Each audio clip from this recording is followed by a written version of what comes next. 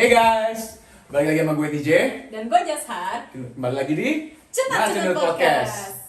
Nah, sekarang kita balik lagi nih, masih in the same series, yaitu the Fruit of the Spirit series. Nah, kita on to the last two flavors, atau yang kayak the expansion of it adalah meekness and self-control.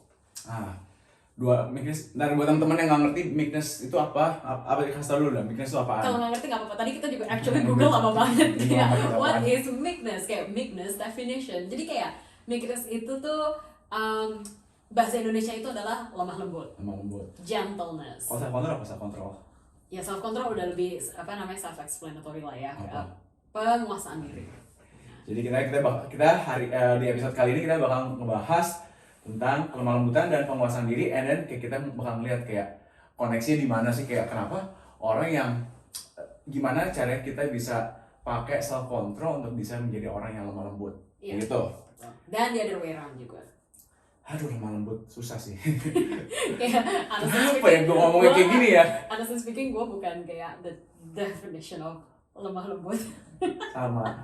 Makanya gue bilang susah, kalau gampang mah. Iya. Tapi menurut gue kayak lemah lembut yang di Alkitab ini tuh bukan berarti kayak tipikal lemah lembut yang duniawi lihat gitu. Kayak I don't know ya. Ini langsung masuk. Oke.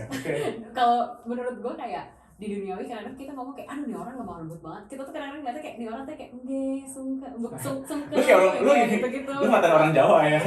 Tapi parah gue dia. actually admire mereka karena mereka tuh bisa kayak gitu. Gue tuh enggak sama sekali gitu loh. Kayak gue tipe yang kayak hahaha gitu. Kayak gak ada yang kayak cewek-ceweknya istilahnya gitu. Jadi menurut gue beda dengan apa yang duniawi punya definition gitu. Soalnya gue tahu kenapa. Soalnya gue banyak temen gue sendiri, meskipun lu dari Jakarta nggak sih? Iya. Lu asli Jakarta? Kayak iya asli Jakarta. Lu nggak ada campuran kayak daerahnya? Ada, oma gue dari Cirebon, tapi gue nggak pernah gede di Cirebon. Nggak pernah Cirebon. Kalau gue lahir Jakarta, tapi gue masih sering kayak ke Bogor atau apa. Jadi masih ada kayak itu Sunda-Sundanya dikit. Yeah. Terus kayak lu kalau misalnya dengar kata orang Sunda itu selalu kayak dimana kayak orang lemah lembut. Yeah. Lu pernah dengar orang bahasa Sunda nggak sih? Enggak. Orang ngomong pakai bahasa Sunda? Enggak kayaknya. Nggak pernah? Kayak gue terlalu Jakarta deh. Kayak aneh misalnya ini teh susu. Lu pasti udah dengar dong. Itu kan iklan. Iya. Iklan. Ini enak pisan gitu. Iya. Mereka ngomongnya lebih halus gitu. Halus, enak didengar. Karena dari dulu ya bokap gue itu kan memang kayak bokap gue actually lancar ngomong Sundanya. Oh ya? Dia gede di Bogor. Dia gede di Bogor. Dia actually kok I always kayak amazed tau gak sih, kayak misalkan kayak dia lagi di Bogor gitu ya, terus dia lagi kayak ke pasar dia. Iya. Dia ngomong sama abangnya tuh gak pernah pakai bahasa Indo, langsung Sunda keluar. Oh ya? Oh. Sunda keluar. Gue gak pernah tahu loh. Nah, jadi kayak benar-benar tuh kayak orang Sunda tuh terkenal tuh kayak ngomongnya tuh halus. Kayak benar-benar kayak enak. Jadi dari kecil bokap gue selalu ngomong, kalau ngomong tuh mesti halus. Jadi kayak nggak boleh apa ya, kayak tiba-tiba teriak atau apa. Bokap gue dari kecil nadanya sama gitu. Jadi enak didengar, dia bilang kalau ngomong tuh enak didengar gitu. That makes sense sih. Kayak soalnya gue mikir kayak gue nggak bisa ngomong honestly speaking gitu ya.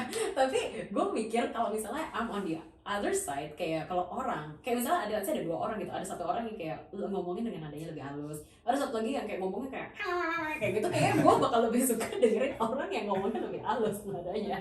Kayak kalaupun mereka kayak misalnya menyampaikan kayak berita yang kurang baik, kayaknya gue sebagai resipien gue bakal lebih open gitu loh untuk terima berita kurang baik itu dari orang yang nadanya lebih halus. Sama aja kayak misalnya dulu misalnya pas gue ketemu Mel itu kan Mel itu dari Surabaya gitu kan. Mel tuh kan gue mau ngomongin tentang Surabaya, cuman gue ngomong Mel gitu ya. Dia kalau ngomong tuh agak lebih dynamic. Iya, bukan dynamic, dia ngomong kayak gini, cuma dia lebih kayak keras gitu loh. Jadi kayak ngomongnya beda lah sama kayak orang kalau ngomong Sunda. Jadi berapa kali gue tuh kiranya dia lagi marah. Iya. Kenapa marah? Dia bilang enggak, itu cara dia ngomong normal tuh kayak gitu ternyata. Gue tuh pertama-tama tuh adjust dulu kayak, oh dia marah nggak sih sama gue? Soalnya kalau buat gue pakai standar gue, dia lagi marah. Tapi ternyata menurut standar dia tuh nggak marah. Dia tuh lagi biasa aja. Itu cara normal dia ngomong. Nah itu dia, gue nggak pernah ada background orang Sunda kayaknya. Jadi makanya menurut gue Mel ngomongnya biasa aja kayaknya. Buat standar gue yang kayak dia dari kecil gue disuruh ngomong kayak pelan-pelan, halus. Itu tuh kayak kenapa dia marah-marah gitu. Interesting. Jadi kayak gue nggak pernah realize ya actually.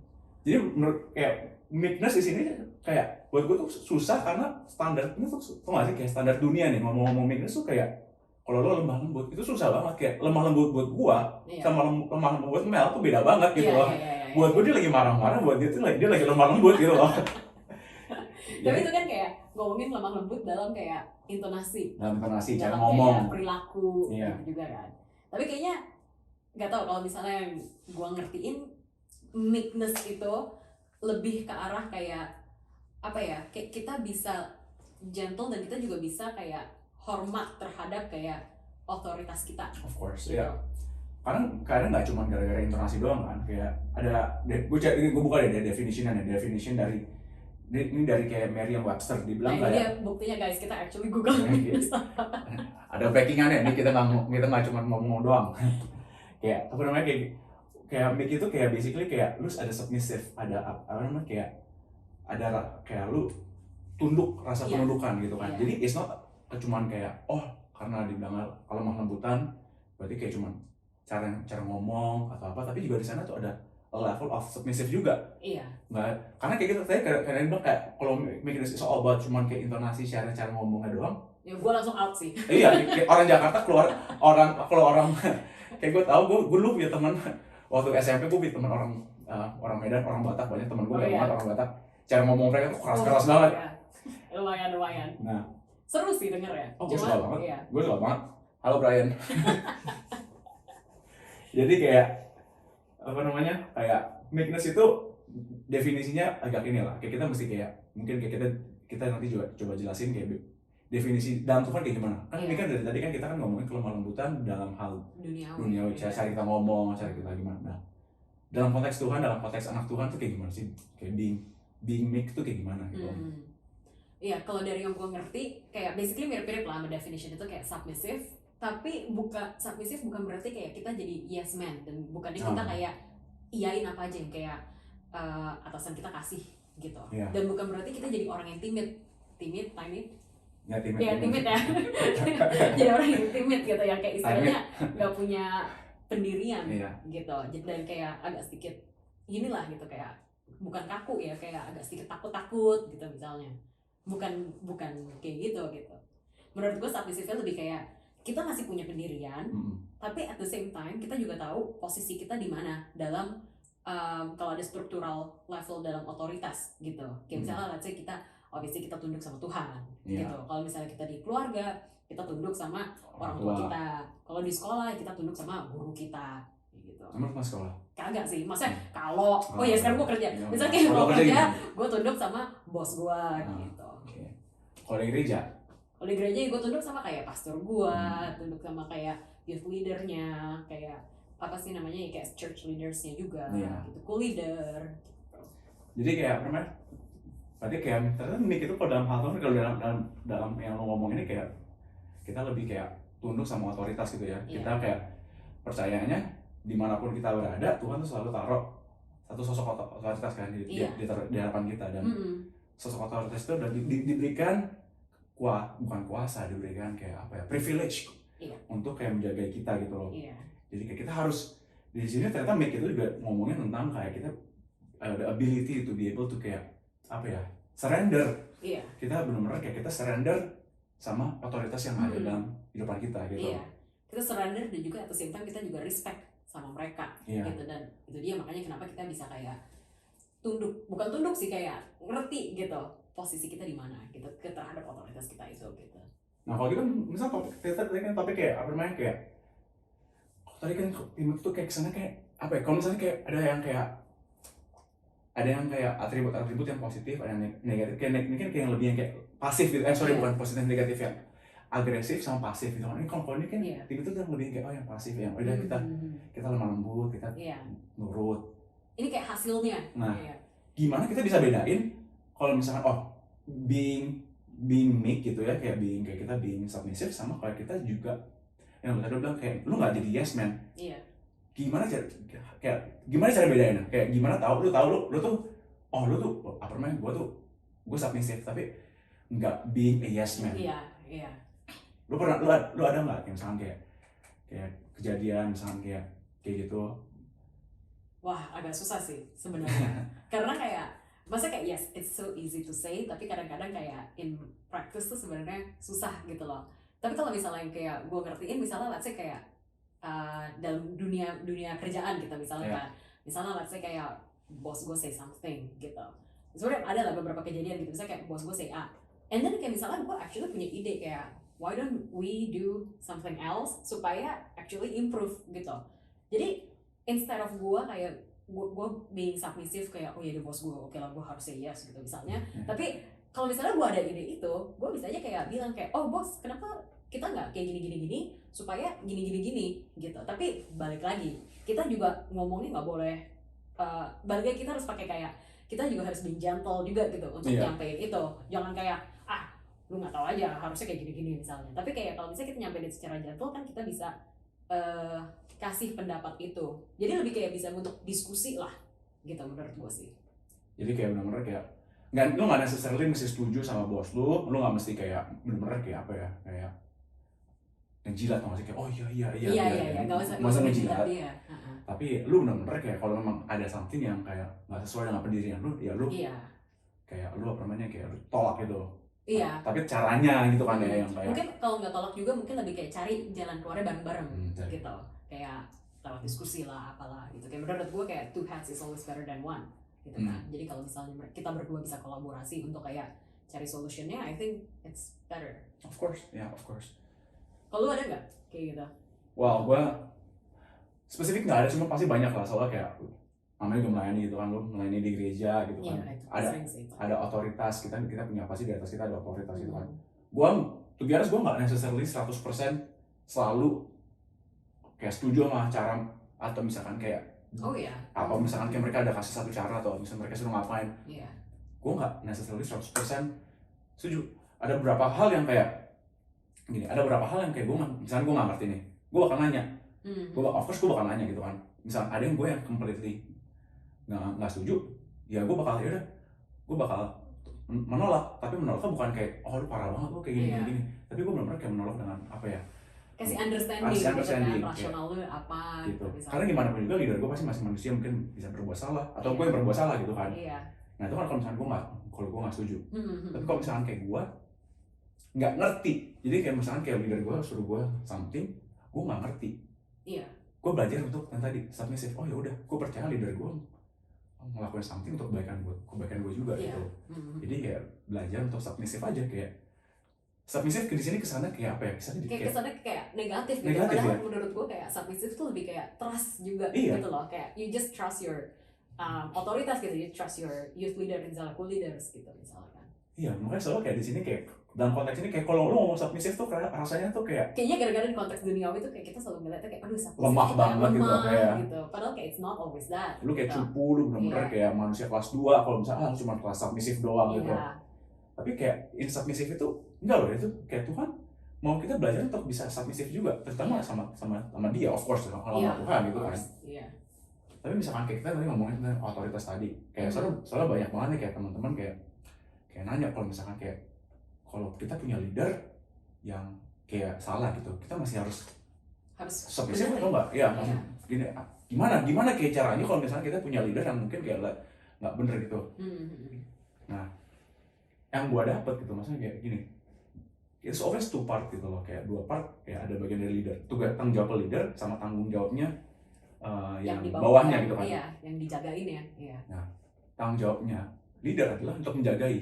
Misalnya kayak contoh orang tua sama anak itu kan. Tanggung jawab orang tua adalah untuk melindungi anak. Iya. Itu udah tugas yang dikasih sama Tuhan gitu kan.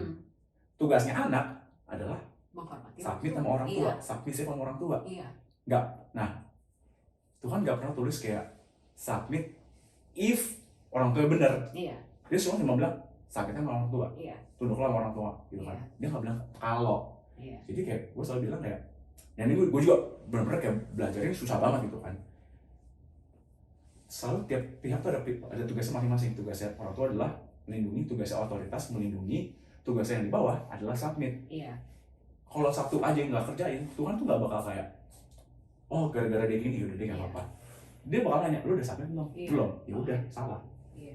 This is a two-way relationship. Two-way gitu, bukan cuma kayak satu doang gitu. Artinya itu kayak balik lagi kayak kenapa kayak kita mesti di sini kayak kita kelemahan lembut itu juga kita mesti bisa hormat, kita mesti bisa taat gitu. Tapi ya sih kayak balik lagi kayak maksudnya yes lu hormat lu taat, tapi balik lagi ke poin yang tadi kita bilang kayak lu bisa being submissive, lu bisa being hormat, tapi lu nggak timid. Oh iya, gitu kan. iya. Soalnya sama aja kayak ada di ayatnya gitu, kayak di 2 Timotius 1 ayat 7 itu dibilangin kayak for the spirit God gave us does not make us timid but give us power, love, and self-discipline. Iya, bener banget. Misalnya contoh kayak misalnya kayak ya, ngomong sama orang tua sama kayak pernah nggak sih lu waktu kecil kayak disuruh misalnya siapa tuh bilang jangan bilang ngomong ini jangan bilang dong mungkin mau lagi di sini atau gimana disuruh bohong gitu kan gue gimana dong kayak bener ya sih kayak kalau misalnya kayak gimana otoritas lu suruh lu untuk berbuat dosa gitu misalkan gue harus submissive. Nah di sini kayak benar-benar kayak perfect example kayak kita tuh bisa loh untuk kayak nggak apa namanya kayak nggak yes man gitu loh. Tok lah bilang oh sorry gue nggak mau kayak gini. Nah jujur ini untuk bisa ke level itu menurut gue salah satu hal yang paling penting itu adalah penguasaan diri, self control. Gue baru actually mau bilang itu penting banget untuk kayak kita untuk bisa submissive, untuk bisa kayak ada kelemahan lembut itu penting banget adalah namanya self control. Gue juga tadi actually mau ngomong soalnya kayak menurut gue tuh mereka related banget. Kayak at least kalau dari personally dari gue sama bokap gue tuh lumayan mirip tipikalnya. Kita tuh tipikalnya kayak lumayan rebel lah gitu. Jadi menurut gue kayak gimana caranya gue bisa hormatin otoritas adalah karena gue harus bisa kontrol diri gue gitu. Harus penguasaan dirinya harus bagus. Karena kalau enggak gue bisa langsung kayak apaan lu kayak gitu misalnya. Tapi nggak mungkin kayak gitu. Iya, preman banget barusan. Tapi nggak tahu menurut gue kayak mereka mereka bisa relate-nya kayak gitu. Karena kalau misalnya lu bisa menguasai diri lu jadi kayak punya 100% control over yourself, dan di situ baru lu bisa kayak oke, gue bisa be nice to people, gue bisa kayak hormat sama orang lain tanpa gue harus gede-gedein ego gue. Gitu. Ya lah kalau misalkan kayak lu tadi misalnya yang kayak lu bilang tadi misalnya kayak lu ada nggak setuju sama pasti respon pertama orang pasti marah kalau udah marah kecuali lu lemah lembut banget kan mungkin kayak lu orang Sunda yang mereka sebenarnya marahnya juga baik-baik gitu atau mungkin kayak Nisa gitu kalau marah-marah juga dengan baik-baik dengan bersahaja gitu. Atau misalkan kayak beberapa teman kita kayak Shifra gitu kalau marah tawa gitu kan. Jadi kayak kalau mungkin orang-orang kayak kita tuh kalau marah tuh responnya kayak marah gitu. Jadi benar-benar kayak butuh penguasaan diri, butuh self control untuk bisa kayak tahan emosi untuk kayak nah kan tadi kan bilang kita kalau misalnya nggak setuju pun mesti kayak keluarin kata-kata yang benar gitu kan. Gimana lo bisa keluarin kata-kata yang benar kalau lo nggak bisa kontrol? Actually, gue ada contoh tapi bukan contoh kayak penguasaan diri yang baik. Gitu. Apa gimana? Jadi kayak yang tadi gue bilang gitu, karena gue ada kayak jiwa-jiwa rebelnya. Sekarang udah enggak sih, kayaknya menurut gue sekarang udah jauh lebih mendingan. Tapi pas gue masih kayak SMA gitu, gue sama bokap gue tuh karakternya mirip, sama-sama keras juga gitu kan. Nah terus kayak pas lagi SMA nih kayak baru zaman bisa nyetir gitu kan, jadi norak kemana-mana maunya nyetir gitu, padahal kayak kamar mandi nyetir? Kagak, keluar rumah gitu.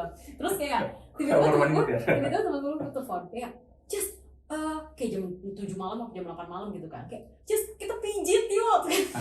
Gue kayak oke, gue jemput deh ya gitu kan. Terus gue pede banget kayak gue mau jemput mereka, padahal gue baru bisa gitu kan, baru dapet SIM segala macam. Jadi gue bilang dong sama bokap gue kayak, aku ambil mobil ya. Terus bokap gue bilang dong, janganlah udah malam kamu nyetir sendirian. Obviously make sense gitu dong, kayak gue anak cewek pertama baru bisa nyetir, masa mau nyetir malam-malam, serem kan. Jadi kayak gak tau, menurut gue kayak looking back harusnya gue taat gitu loh sama bokap gue.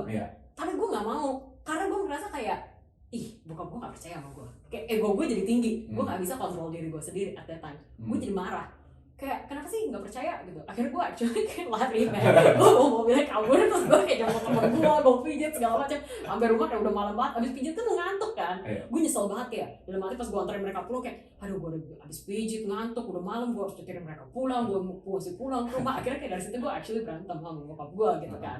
Jadi nggak tahu sih, kayak maksudnya looking back gue ngerasa kayak ini benar-benar kayak salah. Dan honestly speaking kayak at that night pas gue kayak pulang dengan kayak udah ngantuk, udah kesel sama bokap gue segala macem, gue nggak ngerasa tentram sama sekali. Kayak gue ngerasa gue actually just waste kayak a couple of hours, well mungkin more than a couple of hours, kayak cuma untuk memuas-muasin ego gue sendiri gitu loh. Gue memuas-muasin ego gue sendiri, kayak gue bisa nyetir malam-malam, gue bisa dijemput temen gue bisa nih kayak pijit malam-malam. Jadi kayak gak ada namanya self control sama sekali in that moment. Baru dari situ actually gue belajar banget sih. Kayak the importance of kayak self control, dan kayak actually kayak lu tunduk sama orang tua tuh membuahkan hasil lebih banyak dibandingin lu membangkang dari orang tua. Jiwa muda. Tapi sekarang sudah bertobat. Tapi ya maksudnya kayak makanya tadi dengar dari cerita dia lu itu kan kayak lu marah-marah padahal lu kayak lu pengen puasin ego lu gitu kan. Itu kan basically kan sebenarnya kayak apa? Kalau lu bolos down lagi itu kan kayak lacking dari self control tuh, ya nggak sih, kayak lu nggak bisa kontrol ego lu, pengen self control minus. Yang gue juga ada lah cerita kayak gitu, cuman kayak apa namanya, kayak gue pengen namanya kayak misalkan kayak self control tuh menurut gue tuh paling fundamental kayak dari semua yang kayak topik-topik kita udah ngomongin tadi, dari udah Fruit of Spirits kita udah sampai episode 6 gitu kan. Semuanya itu butuh yang namanya apa namanya kayak self control, penguasaan diri. Lu nggak bisa sabar, lu nggak bisa beriman, lu nggak bisa mengasihi kalau nggak ada self control. Iya, makanya betul sih. Terus begitu kayak apa ya, kayak kalau misalnya kita mau belajar untuk kayak oke, kita harus lebih conscious mengenai self control, menurut gue juga nggak bisa drastik gitu, nggak bisa langsung kayak dari 0 sampai 100. Which is kayak menurut gue quite relevant sama kayak episode yang terakhir gitu. Kayak patience gitu, misalnya lu nggak bisa belajar langsung kayak oh ya gue mau langsung sabar, besok gue mau sabar langsung, begitu kayak langsung tada 100% sabar. Sama aja dengan self control gitu. Ya gue setuju banget, soalnya kayak self control gue selalu ngomong kayak kalau misalnya kita mau coba something, misalkan kayak kita mau achieve something, mau diet, mau nge-gym atau apa. lu nge-gym deh, contoh nge-gym ya, lu nggak ambil barbel langsung 50 pounds. Enggak lah, lu nggak ambil langsung 50 pounds semodar. Iya, lu nggak akan kuat gitu kan. Lu mulai dari kecil-kecil, dari 5 pound, dari 2,5 pound dulu deh, dari 2,5 pounds lu kayak mulai, tapi lu mulai ada komitmen. Iya, itu dia key-nya juga tuh nggak sih, kayak nggak bisa cuma sekali 2,5 pound, abis itu besokannya langsung 10 pound. Makanya nggak bisa. Menurut kayak gue bilang baby step. Self control tuh baby step. Kayak sekarang gini, kita kan selalu ngomongin self control, misalkan kayak gini kan kita ngomongin kayak buah apa namanya, roh itu kan misalkan yang kayak kayak apa, misalkan kayak patience atau apa, itu kan kelihatannya yang kayak apa ya, yang sustain grand gitu kan. Jadi dari hal-hal kecil dalam kehidupan kita loh, misalkan kayak contoh makan di mana. Nah, lo kalau misalkan kayak makan udah maunya juga nggak gitu. Kan banyak kalau misalkan gue lagi pengen, gue lagi craving sushi nih gitu, terus kayak harus banget gitu loh. Atau misalkan kayak lu kayak craving durian, lu di tengah-tengah Kanada yang kayak gini, lu makan durian maunya juga gitu. Kayak misalkan gue gitu kan, gue lagi ada sakit mah, terus kayak lagi pengen makan coklat gitu, kan nggak bisa. Apa namanya, kayak maunya juga nggak peduli kondisi. Itu kan basically sebenarnya ngomongin self control tuh kan, padahal kayak hal-hal sesimpel kayak makan gitu loh. Mungkin orang-orang kayak anak-anak Tuhan atau kayak sering mikir kayak kita self control untuk hal-hal yang kelihatannya baik aja, self control dalam kemarahan, self control dalam misalkan kayak nggak perbuat dosa. Tapi kalau misalnya hal-hal kecil kayak misalkan kayak makan, kayak beraktivitas, kayak bangun tidur, itu sebenarnya bisa di-apply dalam kehidupan sehari-hari gitu. Menurut gue itu malah yang penting. Soalnya lu dalam sehari lu 24 jam. Gimana lu kontrol waktu lu gitu istilahnya. Lu lebih spend waktu lu ngelakuin hal-hal kecil itu daripada ngelakuin hal yang besar. Misalkan kayak hal besar kayak lu maafin orang atau apa. Lu kan maafin orang, lu nggak mungkin 24 jam kan. Tapi lu dalam 24 jam itu lu bangun, lu makan, lu beraktivitas gitu. Hal-hal kecil kayak gitu sebenarnya kayak yang ngedefine gitu loh. Iya. Gimana misalkan kayak bangun, ini gue ngomong kayak gini betulnya bukan artinya gue juga udah sempurna ya. Gue bangun juga aduh nges-nges apa gitu kan. Itu kayak bisa nggak kayak pas bangun kayak udah mau waktu bangun ya bangun. Misalkan kayak makan, lagi tahu lagi misalkan kayak lagi sakit, bisa nggak makan something.